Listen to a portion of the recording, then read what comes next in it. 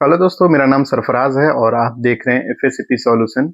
आज एक fire alarm का टॉपिक है, फायर अलार्म का वायरिंग। तो आज थोड़ा वायरिंग के बारे में देखेंगे, कौन कौन सा वायरिंग फायर अलार्म में किया जाता है और कैसे किया जाता है और कौन सा कहाँ यूज करते हैं। तो आइए थोड़ा उसके बारे में देखेंगे डिटेल्स। वो दोनों दो तरह का वायरिंग है, तो आज उसी के बारे में देखेंगे तो क्या क्या है। तो आइए देखते हैं। तो अभी हम जो देखने वाले हैं वो फायर अलार्म का जो केबलिंग है।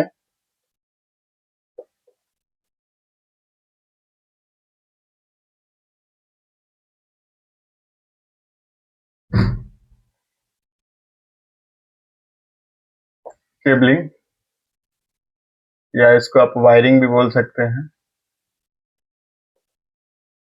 ठीक है। ये देखेंगे तो हमारे जो फायर अलार्म का जो केबलिंग है ना,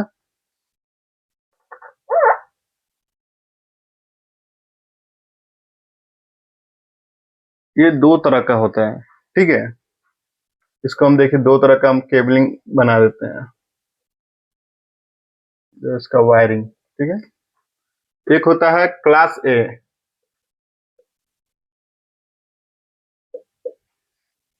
और दूसरा होता है क्लास बी। जो फायर अलार्म सिस्टम है ना, इसी दो वायरिंग पे चलता है, क्लास ए क्लास बी।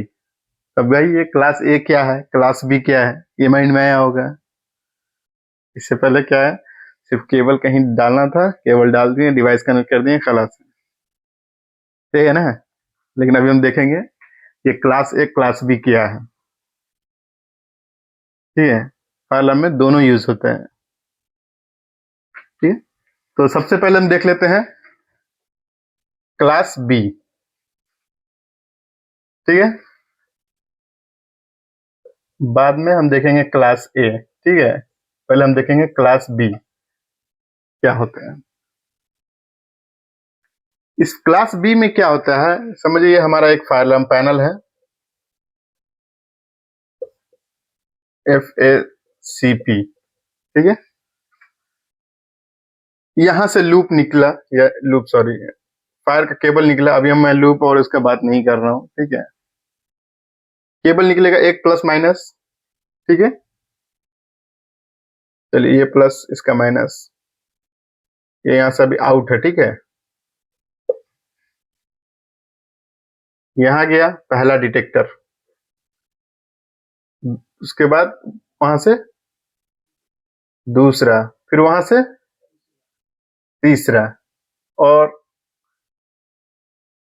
यहां से जो आखिरी डिवाइस है, आखिरी डिवाइस में एक क्या करना है, रसिस्टर अगर लगा हुआ एंड ऑफ लाइन, अगर लास्ट डिवाइस है, केबल घूम के पैनल के अंदर नहीं आ रहा है, जो हम कहाँ यूज करते हैं, ये वाला जो सिस्टम रहता है कन्वेंशनल सिस्टम में यूज करते हैं, ठीक है। जो केबल रिटर्न होके पैनल के अंदर नहीं आए, वो कौन सा वायरिंग हो जाएगा, क्लास बी, ठीक है। और जो क्लास ए रहेगा वो क्या रहता है, रिटर्न आएगा पैनल में, ठीक है। सेम वैसे first device, second device, third, और जो भी लास्ट डिवाइस, लास्ट डिवाइस से केबल कहाँ आएगा, घूम के पैनल में। तो ये नीचे वाला कौन सा हो गया, क्लास ए।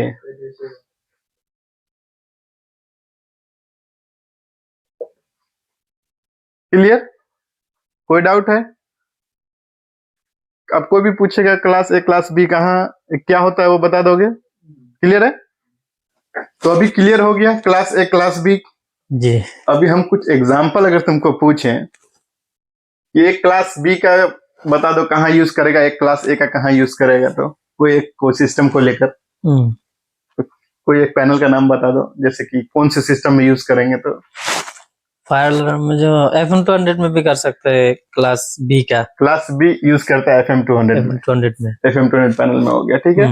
मतलब कहने का मतलब क्या है, जो कन्वेंशनल सिस्टम है ना, वो सारा जगह कौन सा यूज होता है, क्लास बी, क्लास बी, क्योंकि उसमें रिटर्न पैनल में नहीं लाना है, ठीक है। और जो फायर अलार्म का एड्रेसेबल सिर्फ क्योंकि फायर अलार्म में हमारे पास कन्वेंशनल और एड्रेसेबल दोनों हैं। तो जो कन्वेंशनल सिस्टम है फायर अलार्म में, उसमें तो क्लास बी ही यूज होगा। जो एड्रेसेबल सिस्टम है उसमें क्या होता है, रिटर्न आएगा। तो कौन सा है, क्लास ए। अभी एक और चीज देखो, जो क्लास बी में जो वायरिंग होता है इसको हम लोग क्या लूप बोलते हैं? नहीं, क्या बोलते हैं? जोन। ये भी क्लियर हो गया, जोन है। और जो क्लास ए रहता है उसमें हम लोग क्या बोलते हैं? लूप बोलते हैं।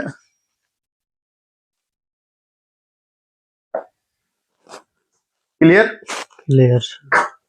कोई भी पूछेगा तो सीधा बोलना है, क्लास बी है, क्या है, जो रिटर्न पैनल में नहीं आता है। ठीक है।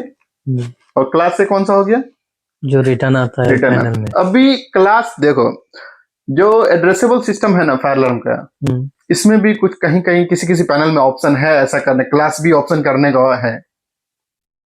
जैसे हमारा हेड ऑफिस क्यूएनबी का, ठीक है, हेड ऑफिस में क्या है, एक लूप में देखो स्प्लिट किया हुआ है, लेकिन वो एड्रेसेबल सिस्टम ही है, लेकिन प्रोग्राम के थ्रू क्लास बी किया गया है। ठीक है, क्योंकि एक क्या हो रहा था उसमें, रीड नहीं कर रहा था पूरा डिवाइस। जैसे 150 डिवाइस था हमारे पास, तो 90 डिवाइस रीड कर रहा था, उसके बाद फेल हो जाता रहा रीड करने के लिए, चाहे वो ए से शुरू करिए या बी से शुरू करिए। जैसे यहाँ ए और बी रिटर्न आएगा ना, इन आउट, ठीक है। तो जो इन से भी रीड कर रहा था तो 90 के आसपास जाके फेल हो जा रहा था। तो प्रोग्रामर क्या किया, लूप को स्प्लिट कर दिया, आधा कर दिया। अब आधा करने से क्या हो गया, ये वो कितना रीड किया एक क्लास में और दूसरे क्लास में उसके बी में कर दिया, क्लास वायरिंग कौन सा कर दिया, वो क्लास बी कर दिया। तो इसको स्प्लिट कर दिया, आधा आधा कर दिया, कुछ डिवाइस इन में कुछ डिवाइस आउट में। तो क्लास बी में क्या कुछ एडवांटेज डिसएडवांटेज है, नुकसान इसका, और क्लास ए में कुछ इसका फायदा नुकसान है। ये पहले जो सिस्टम बना होगा, बहुत पहले जो फायर का था, वो कुछ क्या था, कन्वेंशनल सिस्टम था। तो कन्वेंशनल सिस्टम में कौन सा यूज होता है, क्लास बी। तो कोई भी चीज, चाहे तुम कोई भी सिस्टम, चाहे तुम्हारी गाड़ी, चाहे कुछ भी, पहले का जो भी सिस्टम बना हुआ है उसको क्या करता है आदमी, और इजी और मतलब आसान बनाने के लिए उसमें कुछ ना कुछ हमेशा काम चलते रहता है। ऐसा ही है, क्यों, हमको और सिंप्लीफाई करना है, जल्द आसान करना है, उसके लिए इसमें थोड़ा मोड ये करके वो लोग क्या बना लिया, क्लास बी वाला सिस्टम बना लिया, सॉरी क्लास ए वाला सिस्टम बना लिया। ये अपना, तो इसमें कुछ फायदा नुकसान होगा ना। क्लास ए क्लास बी के लिए मैं बोल रहा हूँ, क्लास ए में देखो फायदा क्या है, और क्लास बी में नुकसान क्या है। क्लास बी में नुकसान है थोड़ा सा इसमें, ठीक है, इसमें थोड़ा सा जो है ना, इसमें नुकसान में है, डिसएडवांटेज है इसका, डिसएडवांटेज है इसमें क्या डिसएडवांटेज है वही देखेंगे थोड़ा सा। अभी समझो यहाँ किसी वजह से केबल कट हो गया क्लास बी में, तो केबल कट हो जाएगा तो क्या होगा, यहाँ का आगे का डिवाइस चलेगा, नहीं चलेगा। तो ये क्या हो गया, यहाँ पे कट, नुकसान हो गया, डिसएडवांटेज है इसका, कि अगर किसी वजह से केबल कट हो गया तो नहीं चलेगा। अभी आते हैं थोड़ा क्लास ए में, यहाँ भी थोड़ा डिवाइस एक बना देता हूं,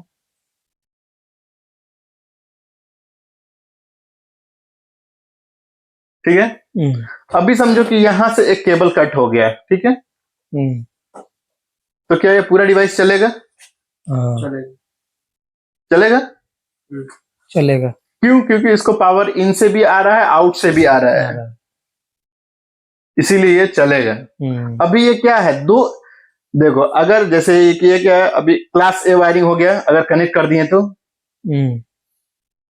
अगर यहां से निकाल दिए तो अभी दो क्लास बी हो गया, यहां से क्लास बी यहां तक, यहां से यहां तक क्लास बी, दो क्लास बी हो गया। और क्लास बी का डिसएडवांटेज क्या है, अगर एक और यहां से ब्रेक हो गया तब क्या होगा, तब यहाँ का जो डिवाइस में पावर नहीं आ रहा है वो नहीं चलेगा। क्लियर हो गया ये चीज, क्लास बी और क्लास ए। अभी ये क्लास ए में अगर यहां से ब्रेक हो गया तो क्या नुकसान है इसका, और क्या होगा?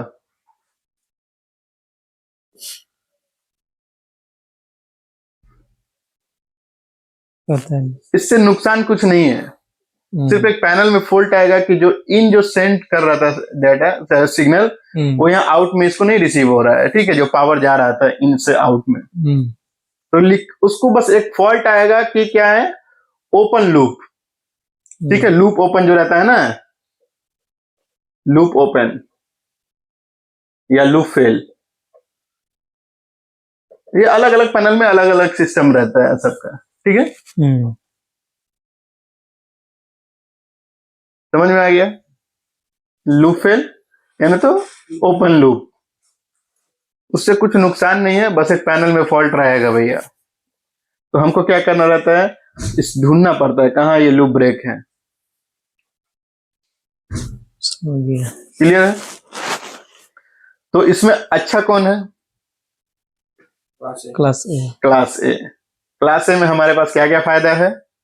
हम पूरा डिवाइस जो है सो काम करेगा क्योंकि कहीं ब्रेक भी हो गया तो सिर्फ एक फॉल्ट आएगा। क्या फॉल्ट आएगा? लूप फॉल्ट का, नहीं तो केबल डैमेज, जो कुछ भी जिस वो पैनल के हिसाब से, हर पैनल में अलग अलग उसका प्रोग्राम डाला हुआ, मतलब उसका एक ये है सिस्टम है, उसके अंदर जो सॉफ्टवेयर डाला गया है उस हिसाब से क्या आने में क्या दिखना चाहिए। अब समझो कि अगर कोई गलती से इसको सॉफ्टवेयर डाल दिया कि बैटरी फेल होने में, अगर वो टाइपिंग उधर सिटी किया हुआ है कि बैटरी फेल में एसी फेल दिखाएगा, तो सही नहीं है ना, वो सिर्फ टाइपिंग का मिस्टेक हो सकता है, उसका जो सॉफ्टवेयर प्रोग्रामर बनाया है प्रोग्राम, उसका जो पैनल का प्रोग्रामर पैनल डिजाइन किया है उसका। इसी तरह इसमें किसी में सब में अपना अपना लिखता है लूप पे लूप। ये तो क्लियर हो गया। अभी ये जो एंड ऑफ लाइन रेसिस्टर लगता है, थोड़ा सा अभी इसमें देखेंगे तो देखिए हर कहीं 10 किलो ओम्स का लगा रहता है, कहीं देखता हूँ 1 किलो ओम्स का भी लगा रहता है। एक जगह FM20 के पैनल में कौन सा था, जीटॉन, उसमें कैपेसिटर लगा हुआ था, एक देखे थे। तो ये कौन डिसाइड करता है? ये पैनल का डिजाइन डिसाइड करता है, ठीक है। ऐसा नहीं कि यहाँ 10 किलो ओम्स का लगा है तो दूसरा में भी 10 किलो ओम्स का ही लगेगा, ठीक है। वो डिपेंड करता है उस पैनल में कौन सा सुटेबल है, ठीक है, उसके हिसाब से ही। हमको नहीं मालूम है तो उस पैनल का डेटा शीट लोड करके उसमें देखना है कि इसका जो सर्किट क्लोज करने का है वो कितना का रेसिस्टर लगेगा, ठीक है, वो रेसिस्टर लगा देंगे। क्लियर है? ये वाला जो है ना रेसिस्टर, जो हम लोग पहले वो देखे थे ना, क्या नाम है, इनपुट आउटपुट मॉड्यूल का, उसमें कैसा वो केबल को मॉनिटर कर रहा था, जैसे हम जोन कंट्रोल वाल से किए थे इंटरफेस, और ये हमारा मॉड्यूल था। तो हम रेसिस्टर कहाँ लगा रहे थे?